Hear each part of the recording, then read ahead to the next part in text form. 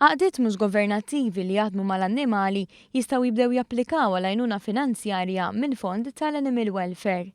Il-fond huwa weda li saret fil-manifest elettorali tal-Partit Laburista u kien issemma wkoll fil-budget tas-sena li għaddiet.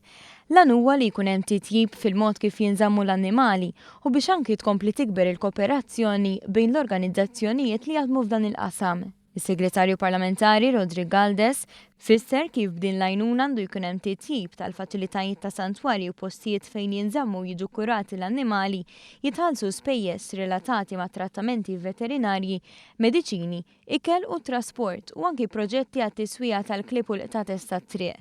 L-organizzazzjonijiet laqgħu dan il-fond.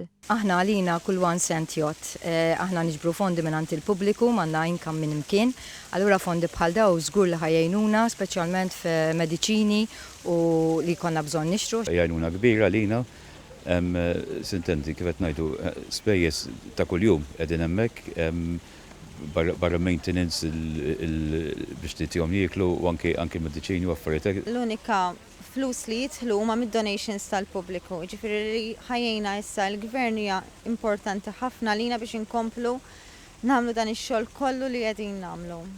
Is-Segretarju Parlamentari Rodri Galdes fisser kif il-Gvern se jkun qed jalloka budget għal fond fil-waqt li se jkun miftuħ għal donazzjonijiet. Ser nittoppjaw l-ewwel 40,000 euro, kull sena ħajjiġu iktar toppjati flus u fondi fih, ser ikun hemm ukoll parteċipazzjoni tal-pubbliku, kumpaniji, entitajiet li jixtuq jagħtu wkoll is-sem tagħhom.